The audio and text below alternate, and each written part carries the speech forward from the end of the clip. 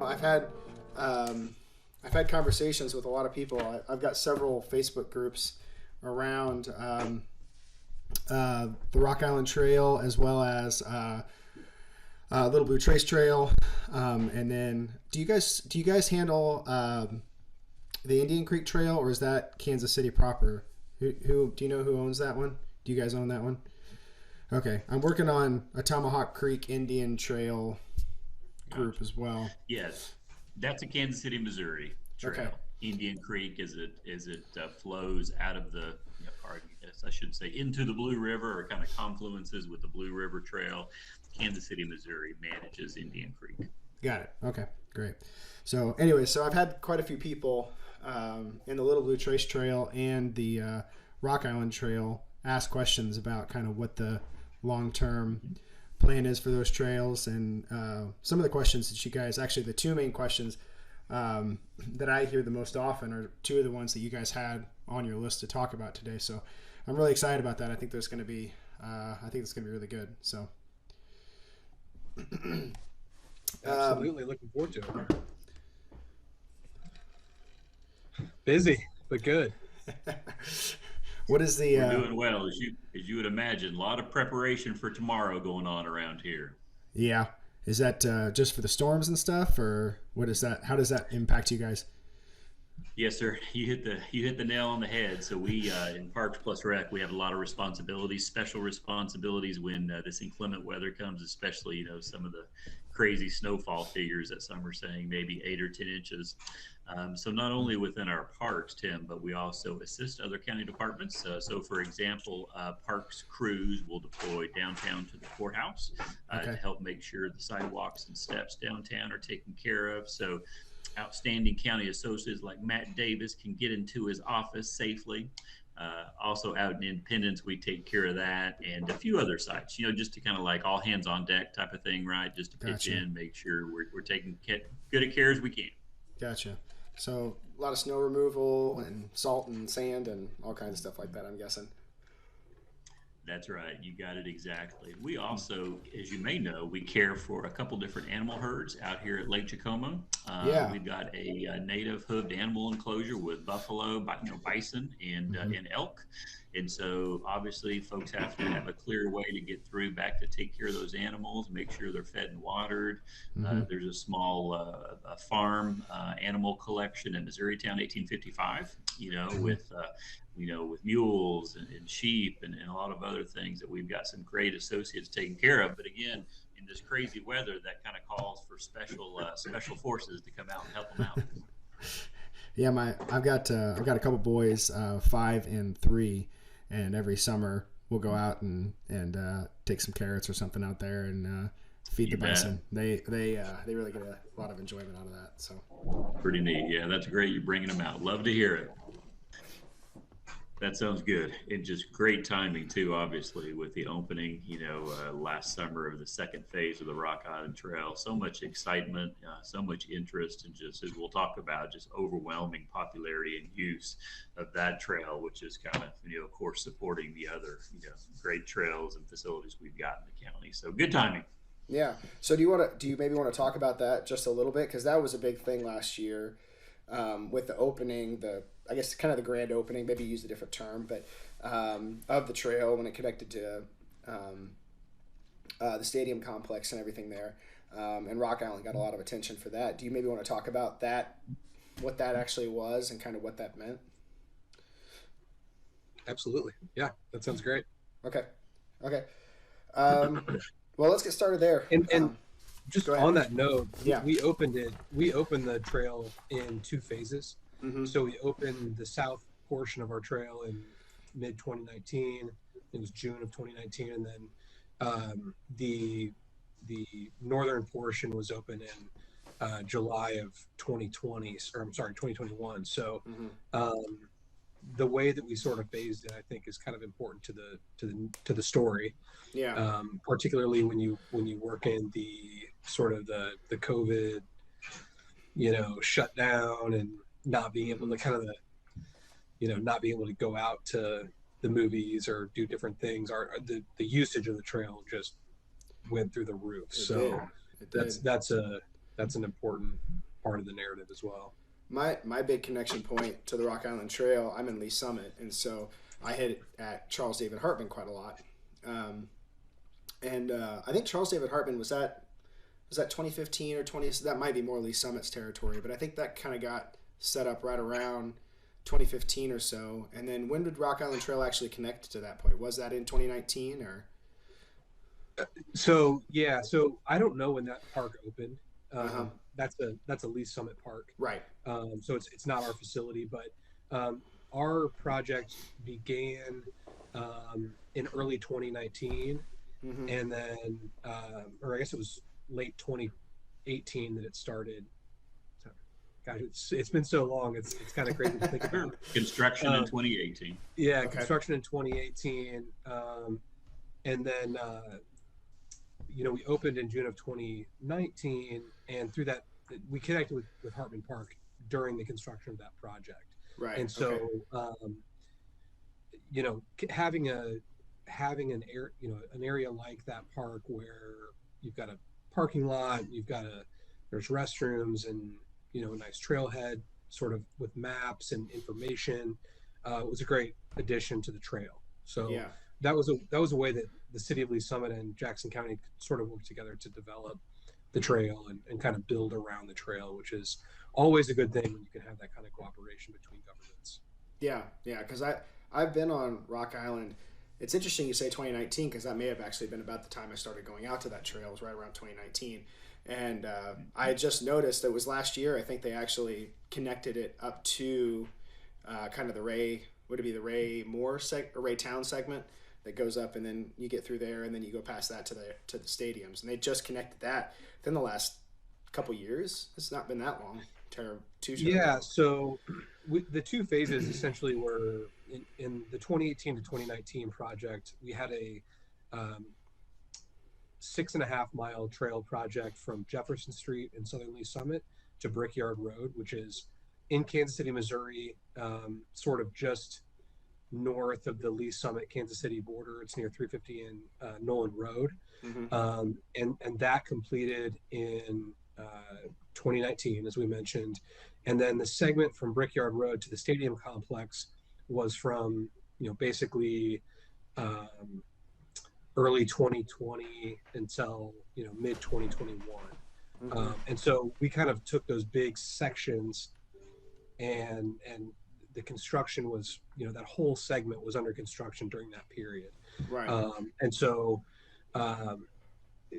and there was a lot of people that would get out there and use the trail, but we were not officially open. We were discouraging use. Obviously, construction activities were occurring, so we wanted to keep people away from active construction sites. And we had, fencing that was not in place yet, so we had fall risks and things like that. So we tried to keep people away from it, but it was just one of those things that everybody was really ready for it and was really excited. So it was very difficult to keep people off. Yeah. Cool. All right. Well, why don't we do introductions real quick? And let me see. I'm going to check my messenger and see if I've heard anything from. Let's see. Yeah, we haven't heard anything from him here. Yeah. Well, he'll catch up when he's ready. Sounds good. All right. So why don't we go ahead and do introductions? And Brian, can you tell me, how do you pronounce your last name? It's Nowotny. Nowotny. Nowotny. Nowotny. Nowotny. Okay, thank you. I appreciate that. So Brian, why don't you go ahead and go first, and maybe just kind of introduce yourself, tell everybody a little bit about yourself, and then we'll go from there. Yeah, absolutely. Well, thank you again, Tim, for the opportunity to join you today on this podcast. Matt and I have been looking forward to it. We're always excited to talk about park and trails, especially exciting projects like the Rock Island and the Little Boot Trace. So we know this is going to be a fun session today, and hopefully educational and informative to all the folks who are going to be tuning in. So yes, I am Brian Nowotny, and I'm the Deputy Director for Park Operations for Jackson County Parks Plus Rec. I've had the honor and privilege of being the Deputy Director since 2016. I am a lifelong career parks and recreation professional, have devoted my professional career to developing, improving, programming, and maintaining outstanding parks and recreational facilities for the community that I served in. Prior to coming to Jackson County, for 15 years, I was the director of parks up in Platte County. So I have gotten to know the Kansas City area very well over the last 20 plus years, and now call it home, and really appreciate and enjoy our outstanding recreational facilities that we have across the metro area, from city parks to regional trails to county parks and our state parks as well, right? We've got some outstanding state parks and conservation areas that we get to enjoy as well. So it's great work. It's a fun career. I'm very happy to be able to work every day in my focused areas, which are planning and development for parks and recreational facilities, operations and maintenance, making sure that they are all very well taken care of in Jackson County. As we always say, if the parks are well maintained and safe, no one's going to come. So Matt and I can spend all day long, right, doing good planning and everything, but if they're not taken care of after you cut the ribbon, it's not worth a whole lot. So that's a big part of our job as well. And last but not least, my division also focuses on park safety. So we've got an outstanding park ranger corps. 20 rangers help patrol all of our parks to be able to keep them safe for folks.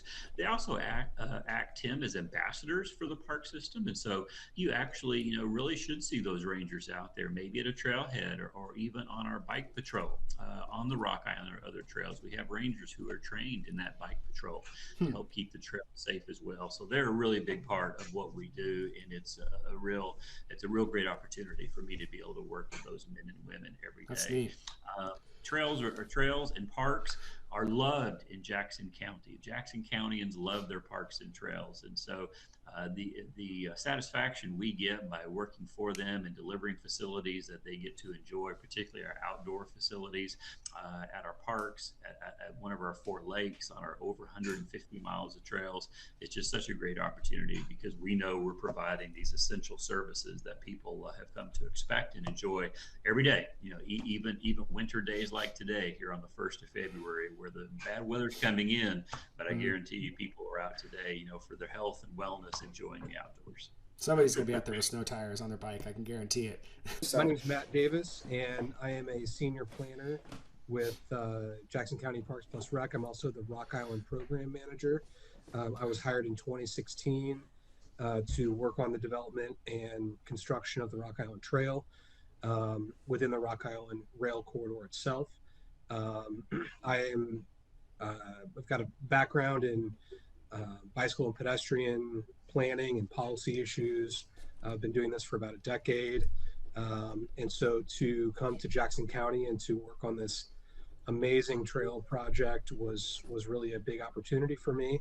And it's been a real source of pride to work on this great project. And so, yeah, I'm very happy to be here to kind of tell the story and, answer any questions I can about the Rock Island Trail. Cool. Yeah, Brian and Matt, thank you both so much for your time. It's really interesting to hear you guys describe that, because I think, a lot of people, myself included, like, we use the trails, we use the parks, and, Brian, to your point about how much trails get used around here and parks get used around here, I mean, they do get a lot of use, they do get a lot of attention, especially in the summer. People want to be outside and doing stuff, and so it's nice to have the parks to be able to do that, but you don't think about the people who are behind it, that put the effort in to make it happen, to make sure that, like you said, Brian, that the parks are not only there, that they're open, but also that they're clean and they're safe and functional. And and then, as you said, Matt, about doing bike and pedestrian design, and actually how you put all those things together and make something and design something that is usable for everybody and functional for everybody. Those are really neat. Those are really neat disciplines. I find that to be really fascinating. So thanks for explaining that. So just as to get started, a question to get started on. You both, I think, have a lot of your experiences with the Rock Island Trail. So if you guys want to start tell us about maybe the history of the Rock Island Trail. And then you've already mentioned, both of you guys already mentioned a little bit your involvement with the Rock Island Trail, but maybe some of the history and how that has come to be, and maybe even where that's headed, where that's going to go. Sure, I'll be happy to handle this one. So the Rock Island Trail is located within the Rock Island Rail Corridor.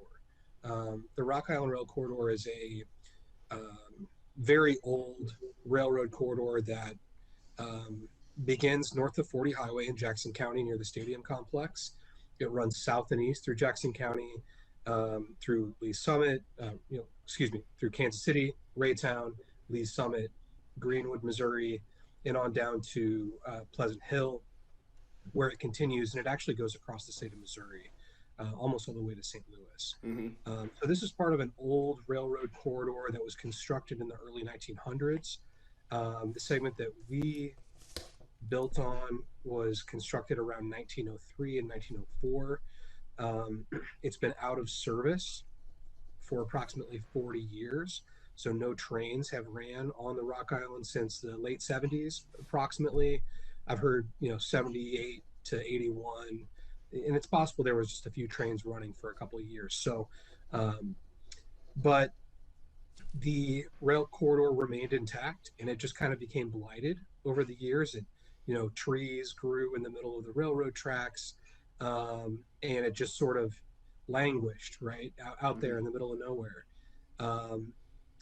Until in the 2010s, the former county executive of Jackson County, Missouri, sort of had an idea, a concept of using out of service freight railroad corridors for commuter rail in the Kansas City region. And so they examined at that time a number of different corridors that made sense for commuter rail. The Rock Island kind of rose to the top of that planning process. And as they were looking at that, they sort of realized that it would be a great connection to the Katy Trail. And so they sort of hatched a plan to acquire the Rock Island corridor, and sort of do two projects within the corridor. One is this trail project, and one is a transit project. And so we actually partnered with the KCATA, which is the Kansas City Area Transportation Authority, also known as RIT KC. They provide bus transit service in the Kansas City region. Okay. I know a few we people partnered from there. with them Okay. to purchase the corridor, and split the cost of that. And Jackson County would then kind of take the trail project and develop that project, and KCATA would take the transit component of the project. And so that's sort of, where this got started. The corridor was acquired in 2016. And at that time, we sort of started planning the development of this trail. The trail is the first deliverable that we could provide, and something that could provide some really good, service to the community, right? I mean, it's an amenity that folks could get out there and use. They could see some progress, for the value of what we purchased, and we could start to, not only get the trail out there for people to use, but to develop plans to connect to the Katy Trail and other regional trail systems that are really important to the community as well. And so that's kind of the history of it. We began construction on the trail in 2018. We concluded construction in 2021. During that construction project, we kind of phased it into two different projects, kind of the south half and the north half. And the south half was 6.5 miles. The north half was 7.1. So you get a total of about 13.5 miles that go from the Truman Sports Complex on the north end to essentially 291 and 50 Highway to Jefferson Street in Southern Lee's Summit. Yeah. So that's where the southern end currently terminates. And we do have plans to continue the trail further to the south and east, which I'm happy to get into now, or we can wait and address that later. Yeah, that works. Brian, do you have anything you want to add to that before we keep going?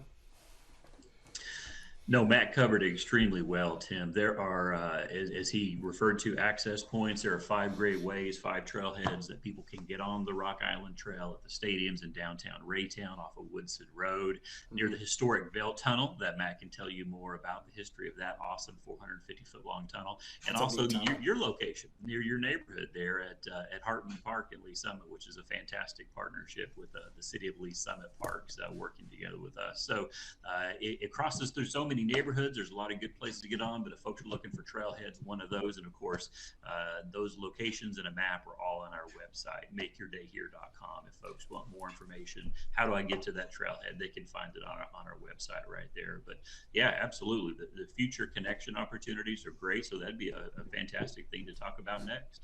And that is makeyourdayhere, all one word.com. Is that right? Okay. Yes, sir. You got it. Awesome. Yeah. Because that's really useful, because then you can go find that information, and if you just got to remember that. That's all you got to know.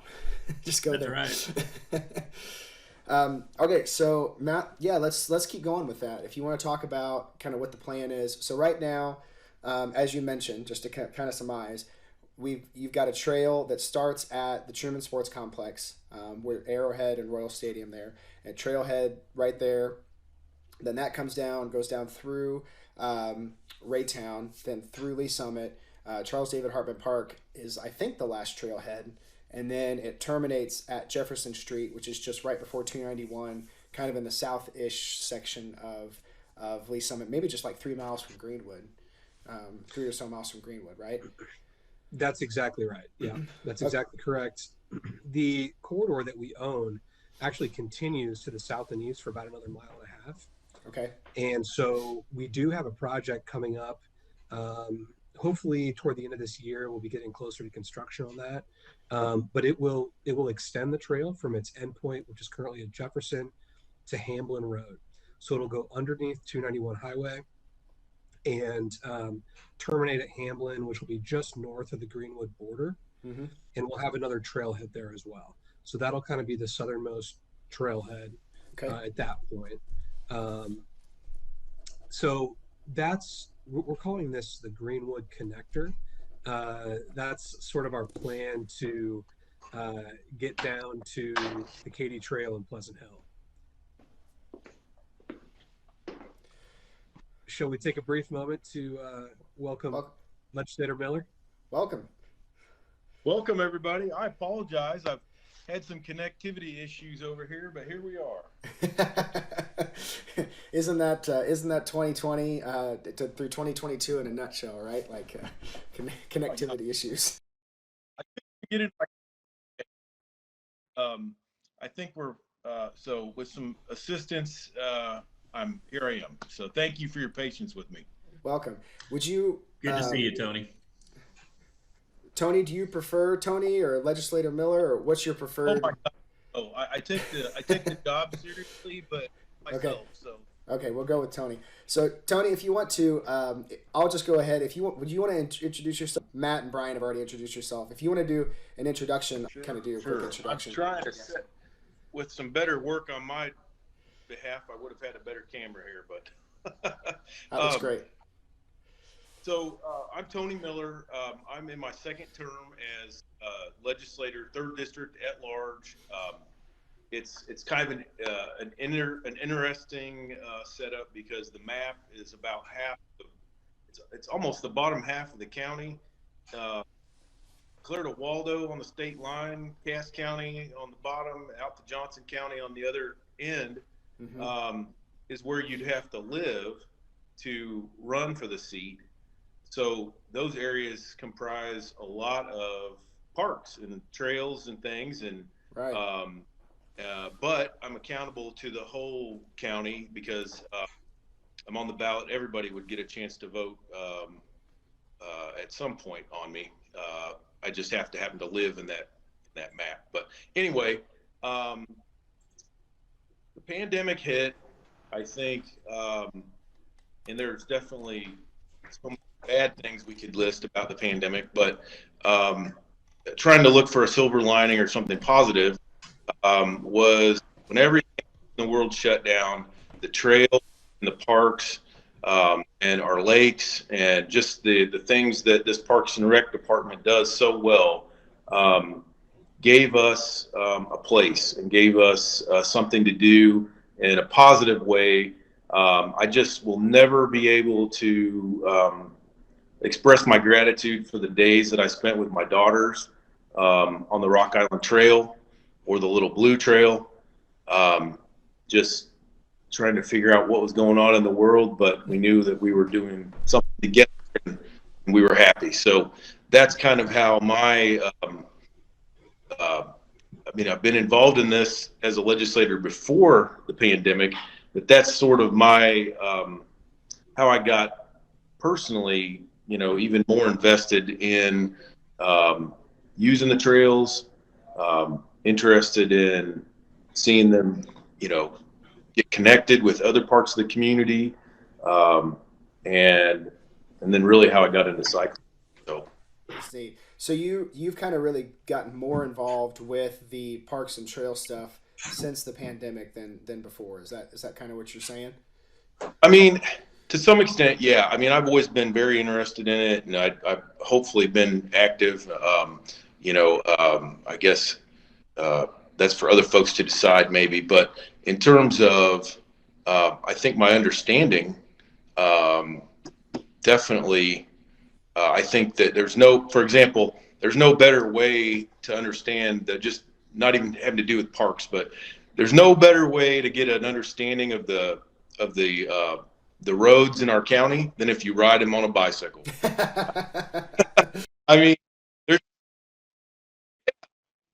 seriously, yeah. I think a better legislator, because it's not theoretical, it's real. I know where things are that should be improved, and as far as the trails are concerned, all it takes generally is a call to Brian or Michelle, and boy, they're on it. I mean, they have a whole team of people that, we had a washed out place that I know they're in the middle of working on right now, Anderson, that it's too bad because I know it's not going to be a cheap fix, but they just have had to deal with erosion. I mean, this is just, but they found out about the problem and they worked to fix it, and then they worked to keep us safely navigating around it while they remedy it. So yeah, that's anyway. Awesome.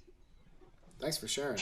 No, I think that a lot of us are myself especially, I've gained so much more appreciation for parks and trails just because it's so much of a way, kind of like what you alluded to, Tony, about being able to connect with people in those environments in a way that feels safer for people now than, maybe some other ways that don't feel as safe, whether it's being indoors or going out to eat or going to a movie or whatever the case is, and having that availability and being able to maintain those relationships in a way that people feel comfortable with is really valuable. It's really, really important. So cool.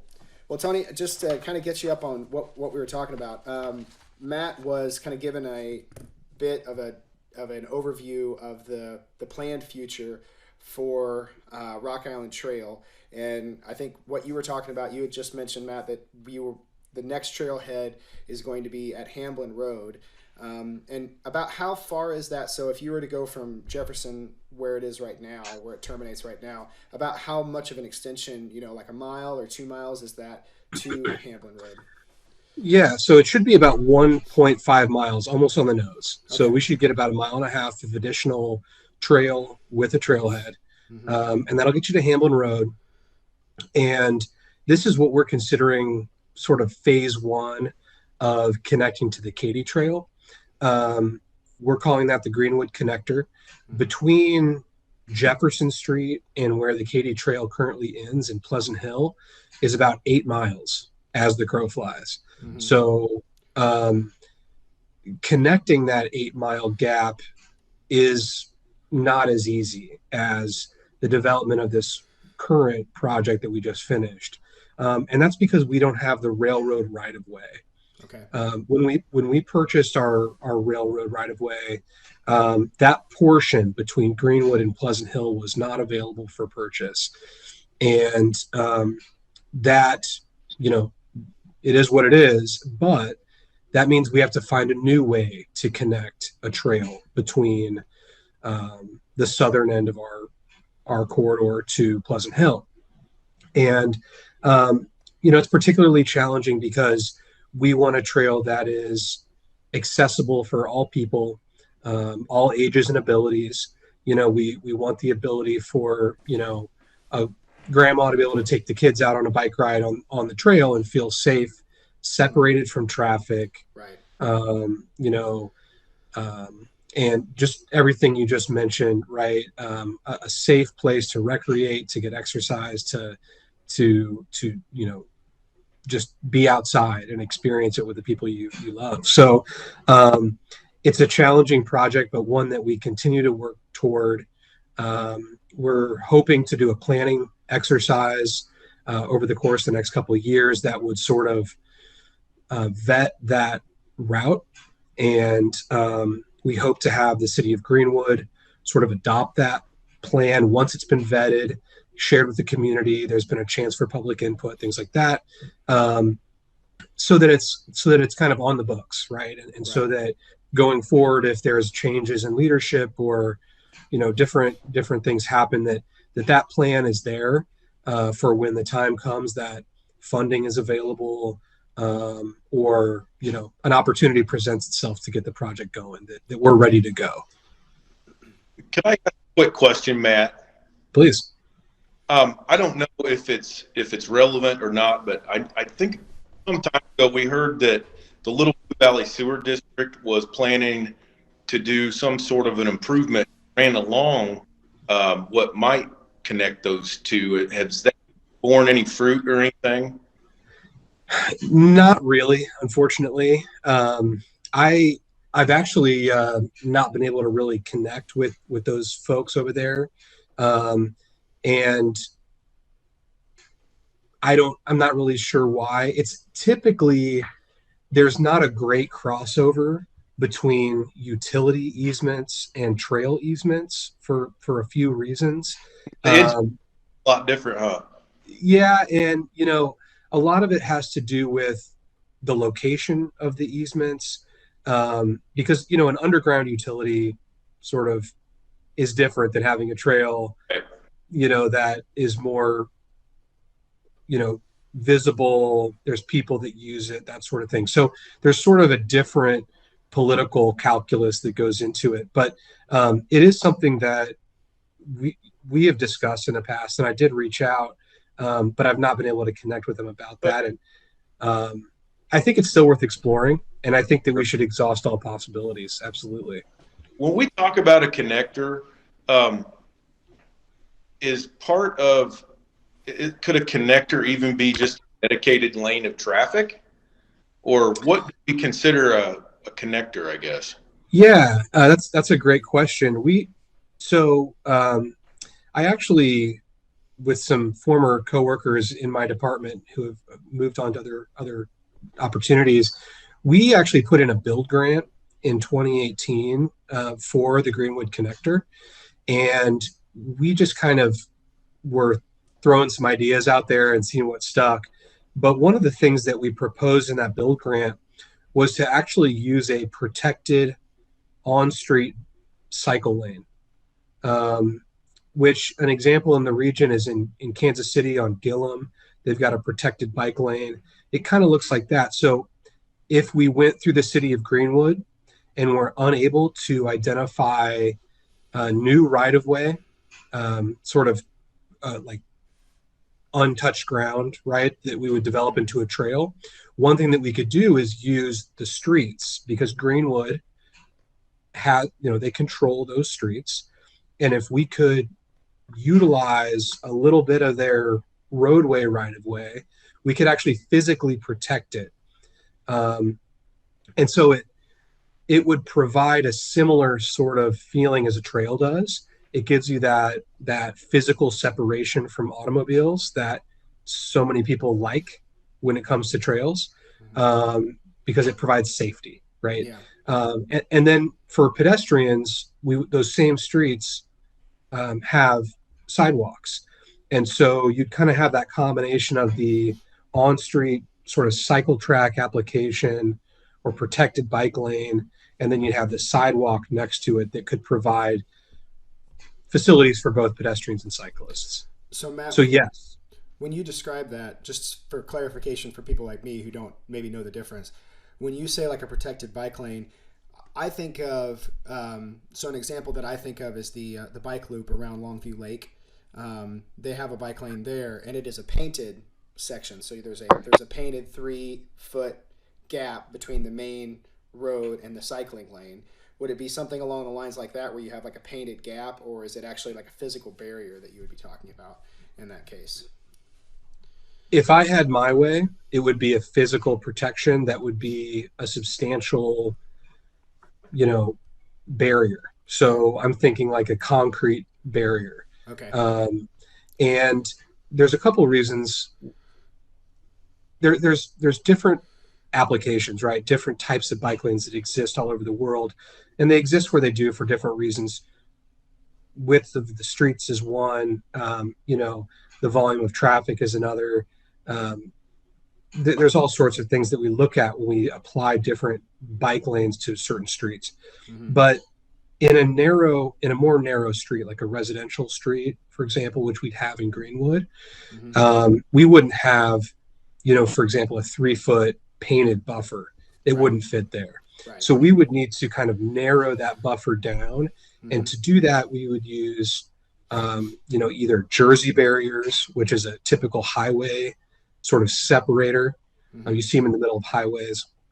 Okay. It's like a 3-foot concrete barrier. Or you might use parking blocks. So concrete triangles, kind of. That's right. Yeah. Yep, that's right. Or you might use parking blocks, or you might use something else.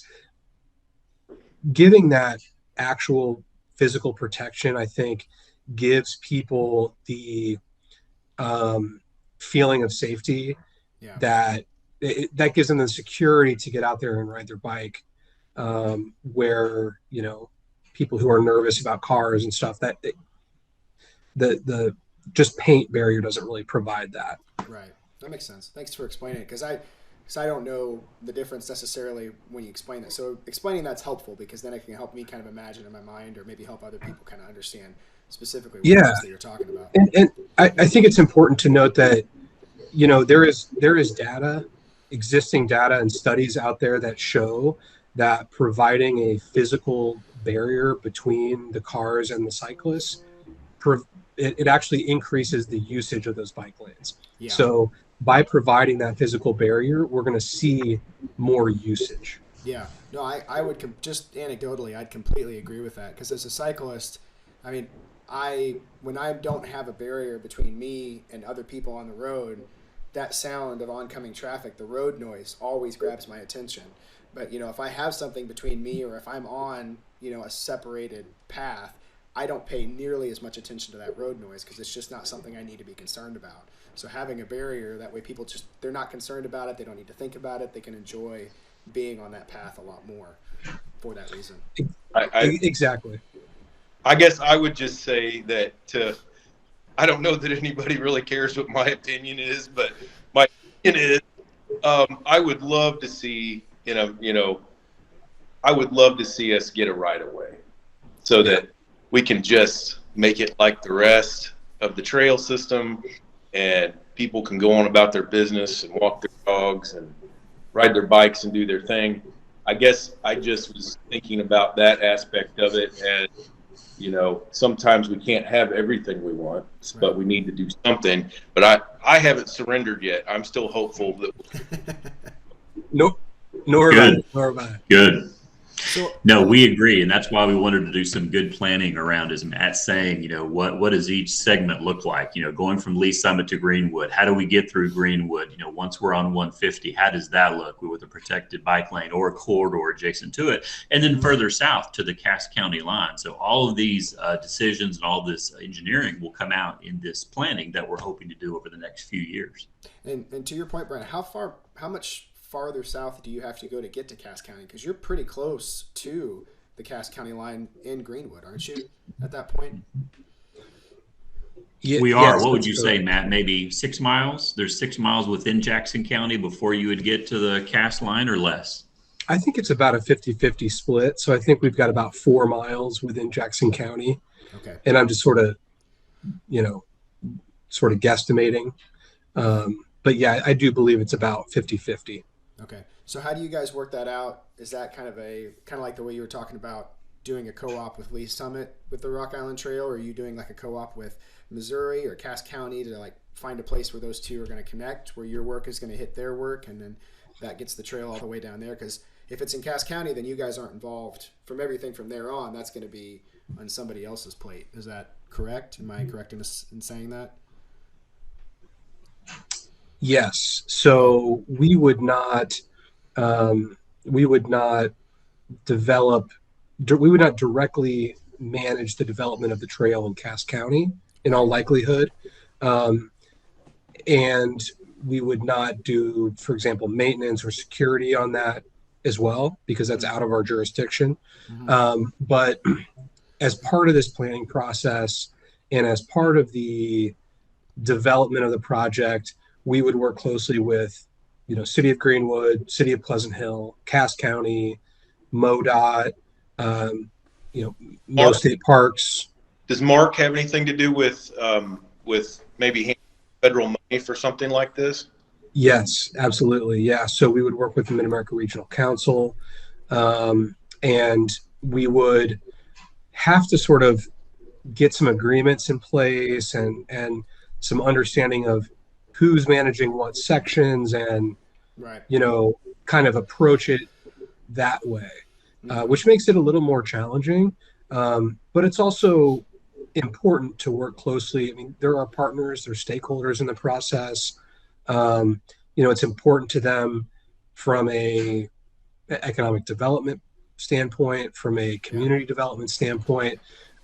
So there's really there's a good reason for everybody to be involved, and it's important that we have sort of a convene this wider group around the project.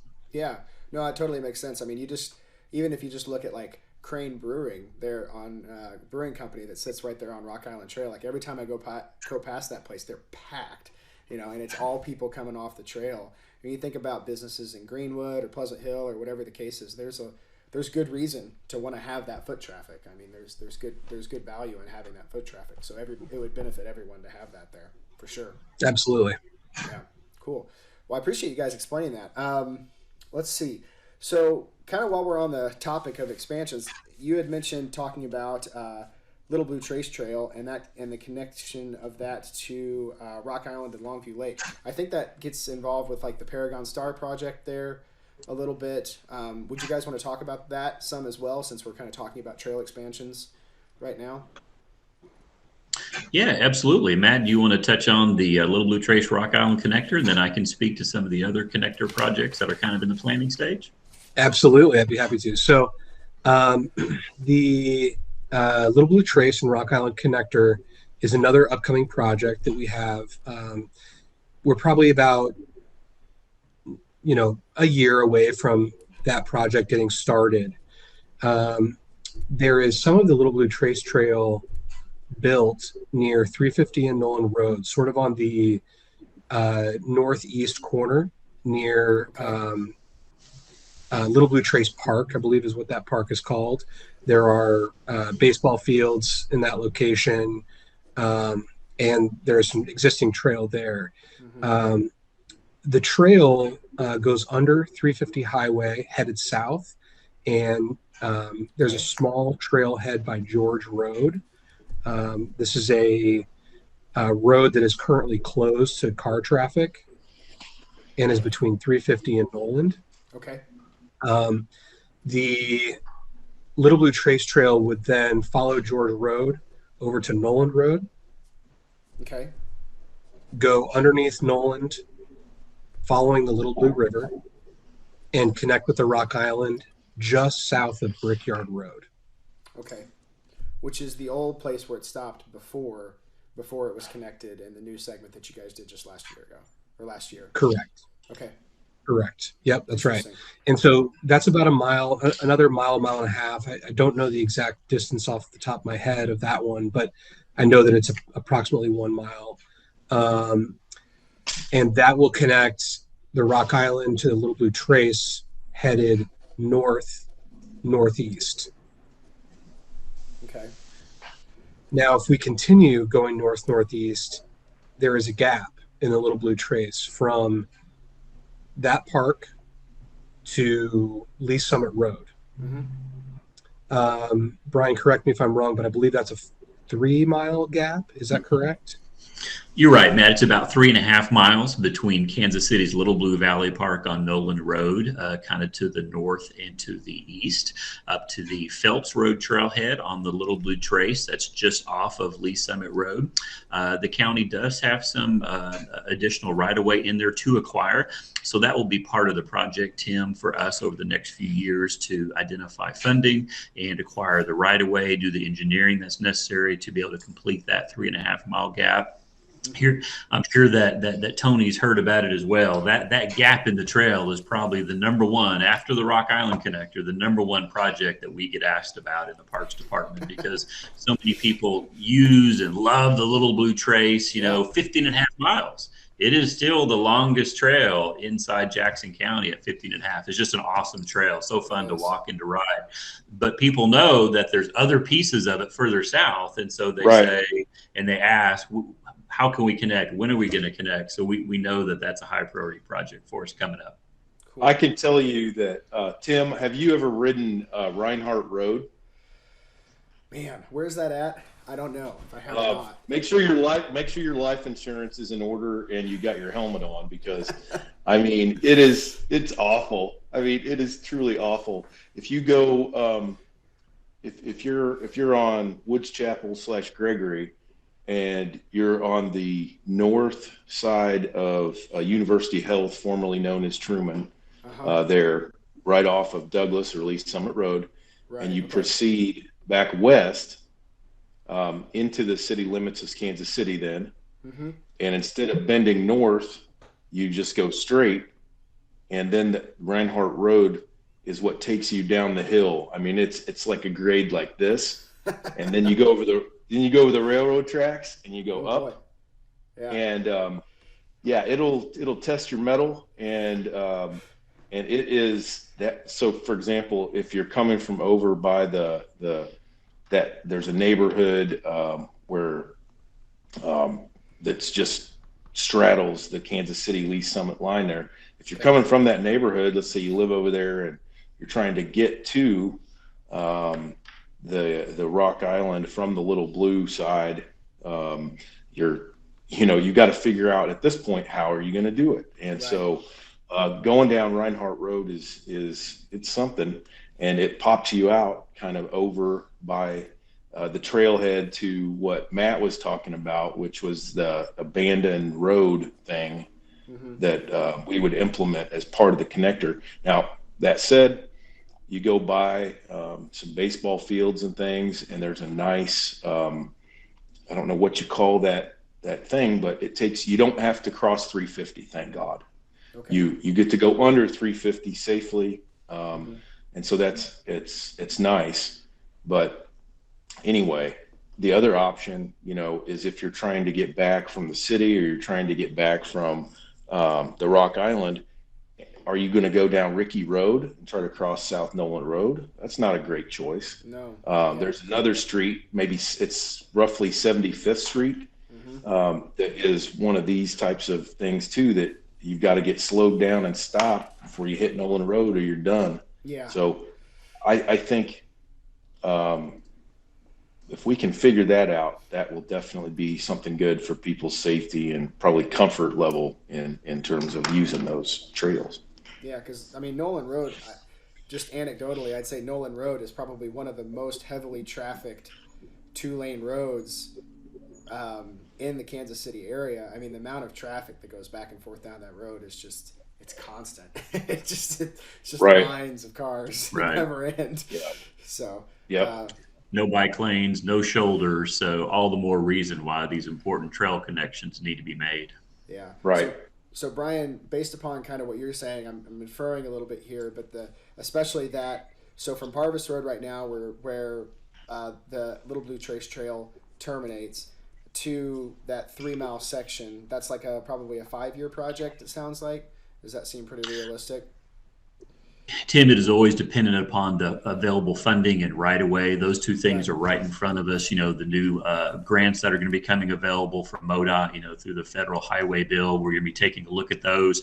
We're going to be looking at how can we get some engineering to determine where that right of way needs to be that we need to acquire, friendly acquisition from a private landowner in there. So I would love to say within 5 years, but it truly is dependent, on that funding being available and the land. We love working with the landowners. We want to be good neighbors, and I think we've got a really good one to work with in this area. So optimistically, yes, sir, within that time frame. Cool. So you mentioned, Brian, that's a bit of a good segue, because one of the things that you wanted to talk about with trail funding and how trail funding actually happens. Would you guys want to spend a little bit of time talking about that topic, maybe where your funding comes from, how you make your funding decisions, how you take the resources that you're given and choose how to apply them, and where the best place would you want to spend a little time kind of going through that? Yeah, absolutely. I can hit on that, but certainly would invite Tony or Matt to jump in here as well with their expertise. But we are the third largest county park system in the nation. We have over 21,000 acres that we manage and that we make available to the public in Jackson County. And so there's a lot to take care of. There's a lot to maintain and improve. And we have absolutely fantastic support from our county executive, Frank White, and from our county legislator with Legislator Miller, always supporting the Parks Department and assisting with the funding that is important to us. In fact, just the last couple of years' budgets, just take a look at them, the outstanding levels of support we've got, not only for maintaining the trails, but doing improvements on the trails and having the matching funds for these grants. So we are primarily funded, Tim, through the Parks Levy in Jackson County. That's dedicated funding through the Parks Levy that goes to the Parks Department to all needs. That primarily funds park operations. We also have an enterprise fund that is earned income, from our revenue producing marinas and campgrounds and beaches. In shelter renters. That provides the other piece of our income. A lot of our capital improvements, like we're talking about today, our trails network, comes from those special funding opportunities we find. Matt working, with Mid-America Regional Council and others to be able to secure grants for these trail connections is a big piece of it. The Rock Island Corridor and Trail, probably Matt received one of the biggest, if not one of the biggest ever allocations through MoDOT at Mid-America Regional Council for a trail project. Is that accurate? Sorry, I was muted there. That is true. Yes. I don't know if it's the largest, but it's the largest that I've ever heard of. Mm-hmm. We received $10 million through a Missouri STP grant, which is Surface Transportation Program. These are federal dollars that come from the Federal Highway Administration. It's really unheard of that a trail project would get that much money. And it was sort of I was not around for that. Let me preface this, but I know that it was a unique situation, and one that, sort of impacted a lot of other projects around the region. But being as regionally significant as this trail is, I think that it's certainly worth it. And I'm not sure that I'm actually very confident that we could not have built this much trail in this short period of time without that grant. So if not for that grant, we would not be having this conversation today. Absolutely. Thanks for sharing that. Yeah, typically before I jump into that, Mid-America Regional Council is what's known as our MPO, which is our Metropolitan Planning Organization. They, among the many things they do, is distribute federal dollars for transportation projects in our region. So anytime there's a major highway, project, typically those dollars came through the MPO, Mid-America Regional Council. So when we want to build a trail project that's going to cost $2 million or $4 million or whatever it's going to cost, we have to wait for a funding cycle to open. We have to make an application for the grant. So essentially answer all their questions, sort of provide justification for why it's necessary, amongst a number of criteria that they request. And then those projects are graded against all other projects on the Missouri side. So we're competing against projects in Kansas City, in, whatever, all over our region, specifically on the Missouri side. Those projects are graded and they're selected for funding based on their grades. Okay. And so part of our job is to, make the most persuasive and comprehensive application that we can. And then once those dollars are awarded to us, we have to be good stewards of the money. We have to, make sure that we're administering the grant properly. We have to spend the money within a certain time frame. We have to kind of abide by all the rules and those sorts of things. And that helps, obviously, to build our case for future funding opportunities. Another piece of it is being shovel ready. So as I mentioned with the Greenwood Connector project, doing that upfront planning process where we have some community engagement, we have a really good sort of plan built ahead of time, that builds our case for receiving, why should we receive that money? Well, we're ready to receive it. Okay. And so that's sort of how that works. Now, obviously with the infrastructure bill and everything that's happening right now with, with money related to the pandemic and those sorts of things, there are other opportunities. We continue to look for those opportunities, but there's certainly no guarantee that, we'll get those dollars. Right. It's just sort of, is there an opportunity for us to get some money to do a great project, right? And if there is, we're going to do everything we can to build that. But typically, the money for major projects like this does not come 100% from Jackson County taxpayers. They're federal dollars that we go out and apply for and are awarded. Okay. So just to summarize, to see if I'm understanding what you guys are saying. So Brian, you kind of mentioned that a lot of the maintenance and the upkeep work that you guys do comes from the Park Levy Fund. And so to do the work, to just do the regular upkeep and the maintaining of what you guys already have comes through the Park Levy Fund. And then Matt, you had kind of described that you guys are working on planned projects to develop new resources or pathways or parks or things like that. And so you're going out and looking at opportunities and preparing those opportunities so that when grant opportunities come around, you can then apply for those grants.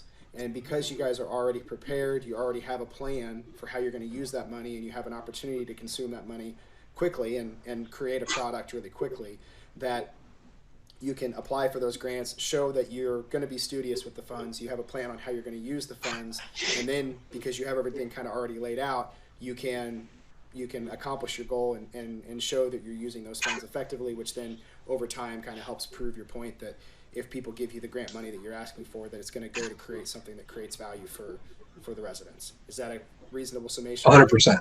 That's exactly right. Okay. Yep. Cool. No, that makes total sense. I would say, just to add too as well, Tim, there's a third leg to the stool, and that's local partnerships, city-county partnerships. The Rock Island Little Blue Trace Connector that Matt spoke about, that has a great partnership with Kansas City, Missouri, who's providing 50% of the matching funds that are required for that grant. That's an outstanding relationship we have with Kansas City that helps us fund these trails inside Kansas City.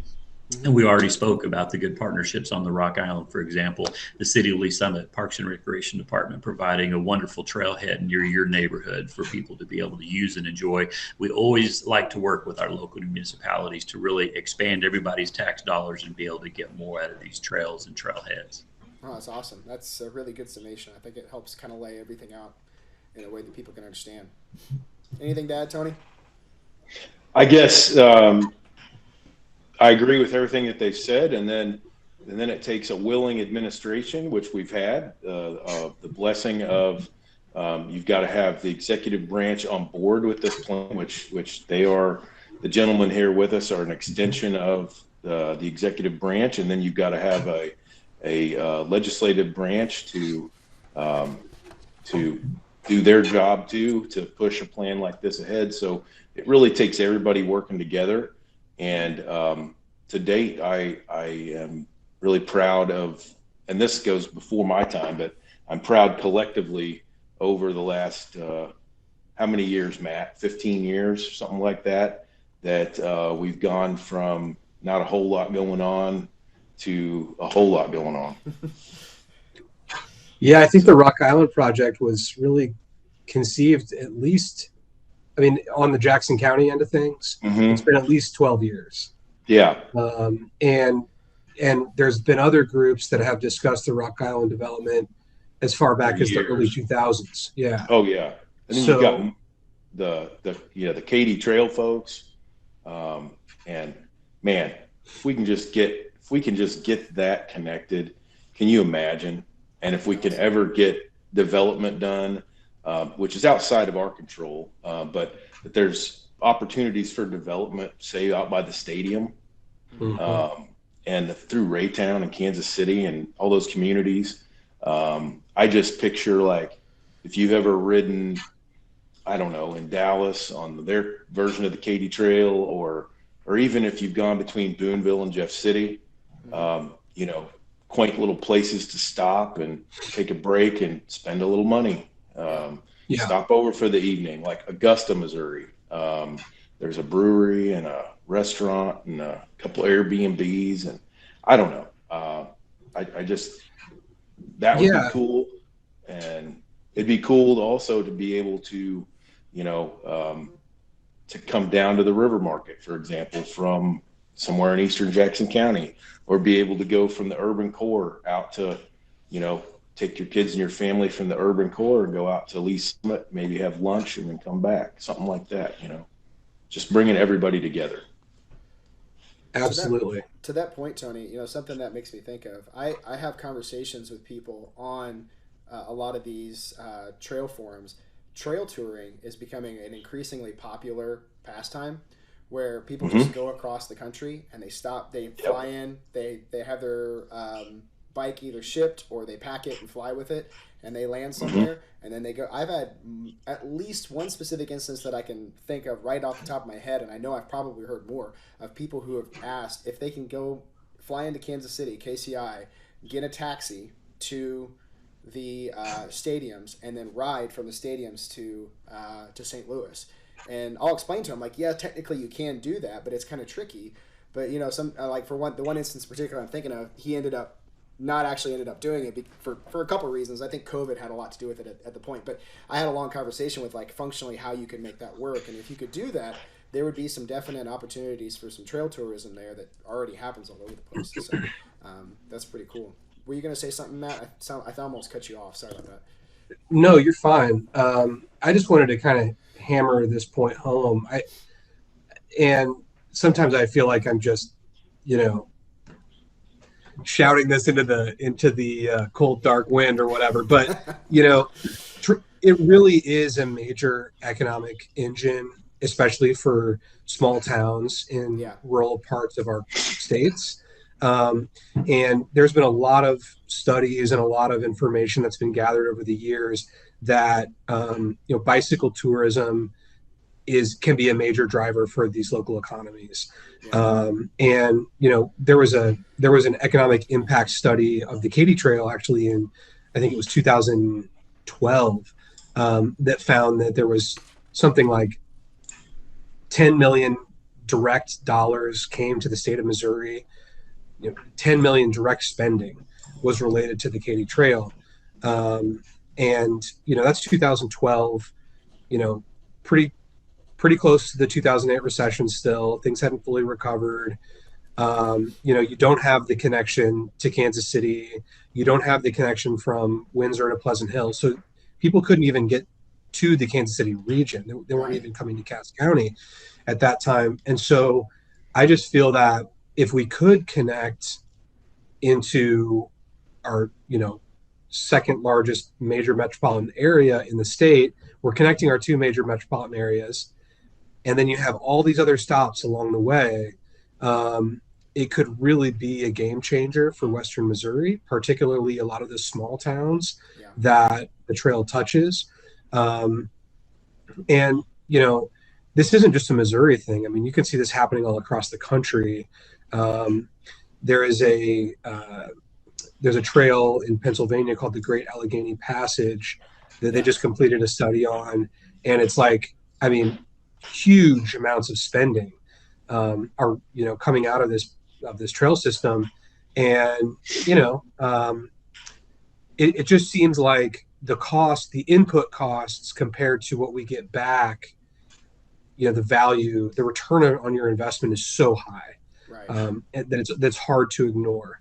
And so I always like to mention that. I think it's a really important part of the story. Yeah.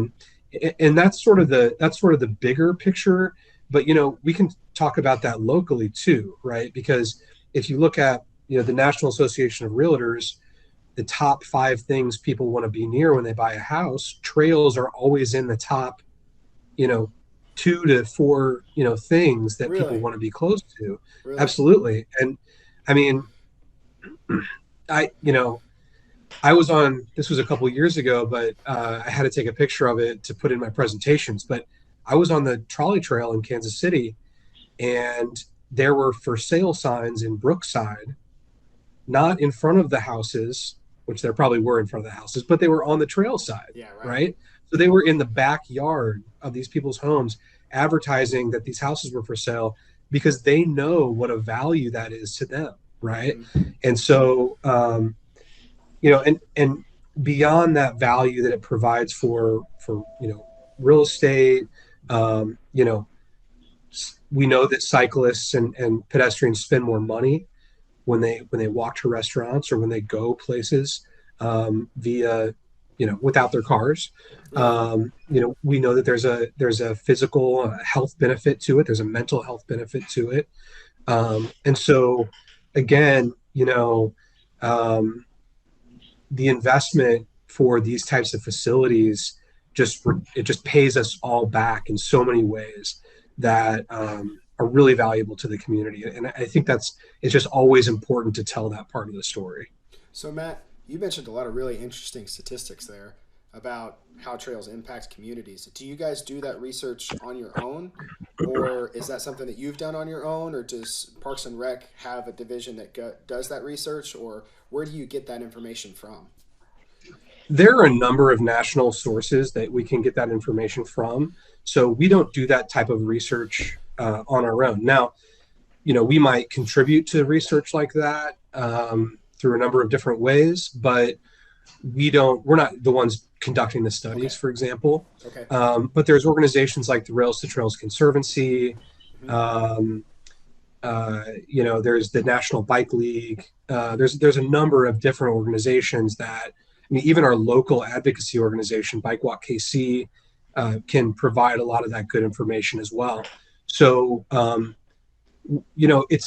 this is part of how we tell our story, and we do a lot of public engagement, and we talk about the value of trails and why it is we do what we do, and why we're investing the money and why we're investing the time.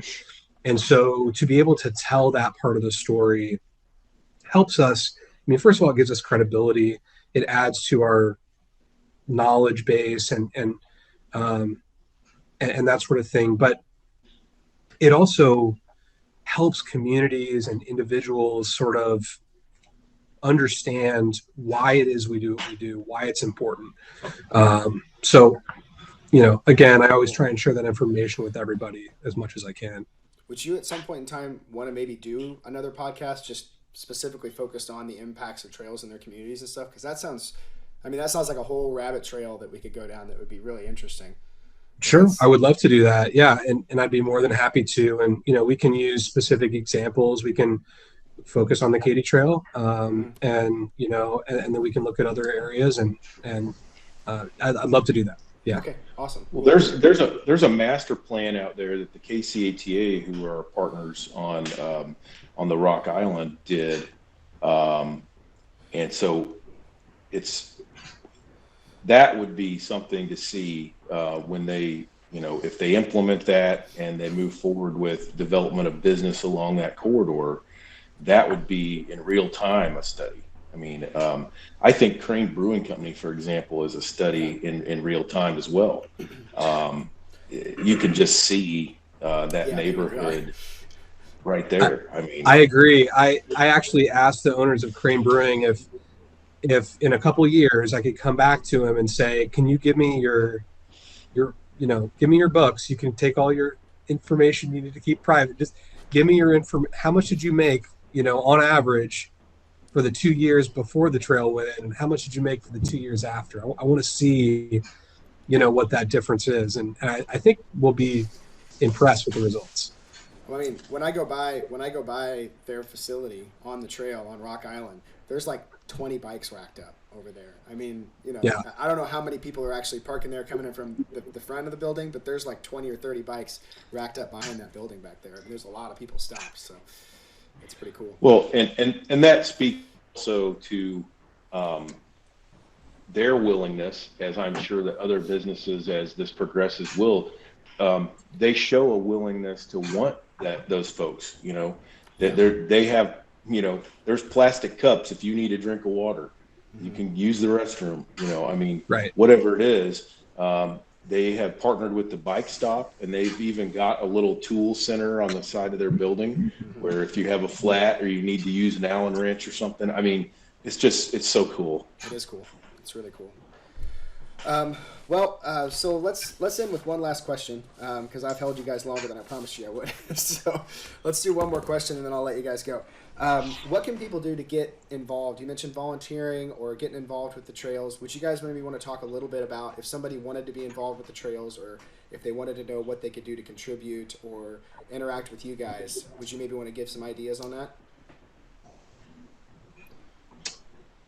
Happy to. Yeah, absolutely. So we do invite volunteers to, work on multiple different projects within Parks Plus Rec. So not just trails, but many things that we do at Parks Plus Rec.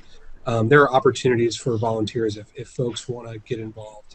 And they can just, reach out to our, go on our website, makeyourdayhere.com, call our direct line, email our general email address, mention that you would like to volunteer. If there's something specific of, reference that in your email or your call, and we'll connect you with the folks that you need to speak with to get involved. Okay. I also think, and this sounds a little like it's not that big of a deal, but I think using the facilities because one of the things that makes trail networks as special to the community as they are is that folks use them and they feel a sense of ownership. So getting out there, using the trail systems, talking with the folks who your neighbors and other trail users, but also folks like me or Brian who may be out there, our other staff who's out there on a daily basis, engaging with us. It's always good because it just grows your knowledge. It grows your familiarity with it. You feel a sense of ownership.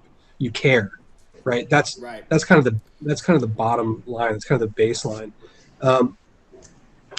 There are also a few groups that have formed, around advocating for trails, or that might do volunteer opportunities like trash pickups, or things of that nature along the trail system.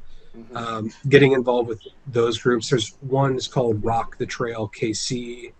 It's a Lee Summit based group. First one that comes to my head.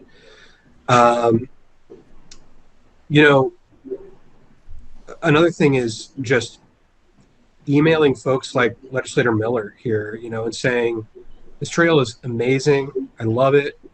We want to see more things like this built in our community. I'm, voicing my support for the work that Parks Plus Rec does. That always goes a long way for us. I mean, that shows support for staff, and for the work that we do. So I appreciate it.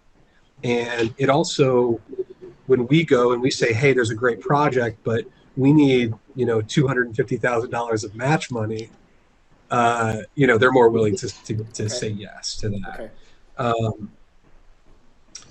We'd love to hear from you. We'd love to hear from the public. I totally agree. This type of input. If someone has a question about a trail, we welcome them to get on our website, send us an email, send us a comment through our comment portal. If they've got a concern, we want to hear about that too. And we're very responsive. We have someone that monitors that feedback portal, 24 hours a day, literally, to be able to respond timely. One other special opportunity, Tim, I'll mention just real quick. It's related to trails. We're doing some master planning right now around the Blue River Parkway. The Blue River Parkway is one of our largest parks in Jackson County at over 2,100 acres in that park along the Blue River. There's some amazing trails out there. You've probably ridden on them because you mentioned the Indian Creek Trail earlier, connecting to the Blue River Trail. That really doesn't go as far as some of these others do, but that's the type of feedback that we're looking for now with this master planning for that site park. And trails will be a component of that, along with a lot of other neat things we're starting to talk about. So what I will do is we're going to be doing a citizen survey and public engagement phase, Tim, very soon for that. And so when that survey document's available, I'll make sure you get a copy of it so you can take a look at it. If it's something that you'd like to share with others, please be our guest. Yeah, absolutely. And Brian, you mentioned for feedback, that's makeyourday.org is your website, correct? Makeyourdayhere.com. Makeyourdayhere.com. Okay, makeyourdayhere.com. Yes, sir.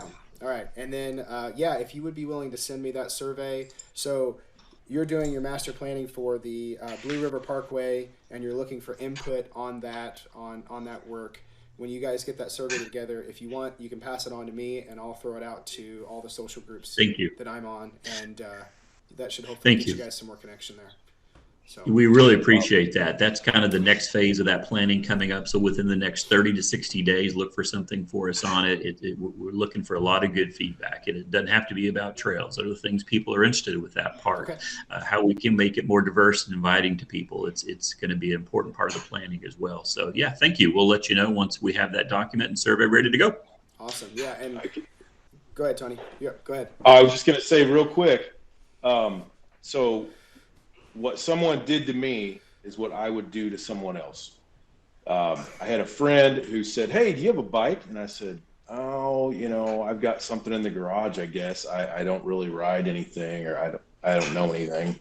Okay, come on, buddy, let's go out here." So that happened, and then it just turned into I could have never imagined the enjoyment that I get out of such a deal. So get somebody out of their comfort zone who wouldn't normally be out there, take them out there, drive them out there, or figure out a safe way to get there. And now what I will say is, unlike my friend Justin, who took me out and made me do 30 miles on a bike that wasn't set up for it, an old Cannondale hardtail mountain bike.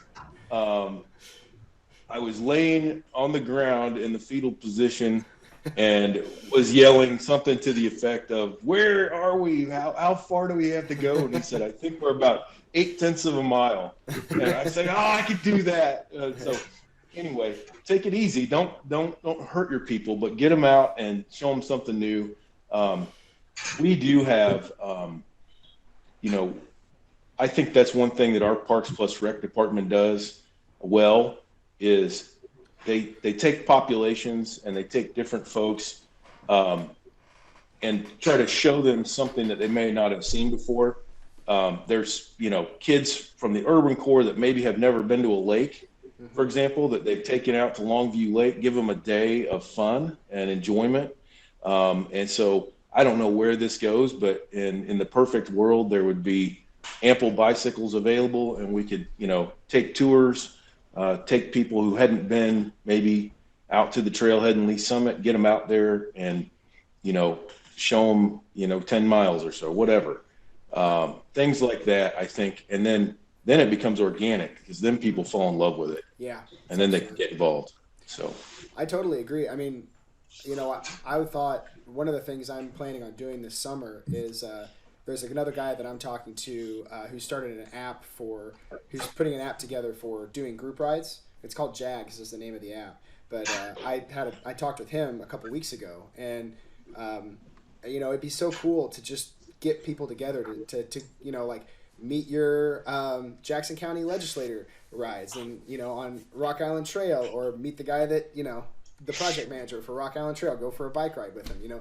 Do stuff like that where people can connect with you guys, or like you said, Tony, find opportunities to people who don't get an opportunity to use these trails for some reason, one way or the other, and then get people out there in big groups. Because the most fun thing that you can do, in my opinion, is to go on a bike ride with a bunch of other people. It's just it's awesome. What a great way to meet somebody new. It is. What a great way to get a different perspective on how to see the world, or something, or Yep.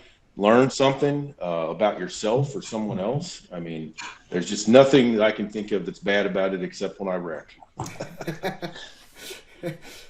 Yeah, then you just get back up and keep on going, huh? Then you get back up and give it a couple of days and get back at it. Right. Well, gentlemen, Matt, Brian, oh goodness, Tony. Sorry, Matt, Brian, Tony. No, it's afternoon. It's afternoon. Yeah. It's all My good. brain has just disappeared. Matt, Brian, Tony, I appreciate your guys' time so much. I'm going to cut that last part out, but I appreciate your guys' time so much.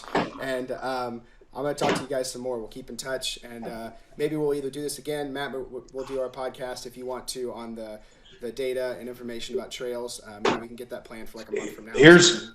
Hey Tim, you ought to have them you ought to have them do one on mountain biking trails. That's a great idea. Our mountain biking trails are awesome. Yes, sir. And you set up a ride, and I'll be there. Okay. Great volunteer group that we work with, as Tony knows, the Urban Trail Co. that builds a lot of our mountain bike trails, takes care of them. Just outstanding people, doing a whole different segment of trails development and enjoyment. Okay. Yeah, I'd love to get to know them too. So maybe we can do a podcast about that. That'll be great.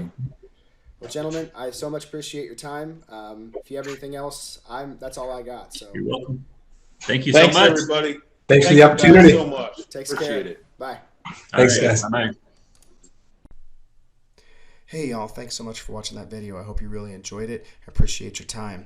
If you would, please give the video a like, comment, and subscribe, and follow me on Facebook at goldengravelcycling.com, subscribe on YouTube at goldengravelcycling.com, and if you'd like to have some more conversations about these podcasts and about these subjects, please follow my group on Facebook, the KC Cycling Podcast Group. We'll be talking over there more about the subjects that we discuss in these podcasts and anything that happens to crop up here. So hop on there, ask your questions, start the discussion, and let's keep the conversation going. Again, thanks so much for your time. God bless. Hope to talk to you soon.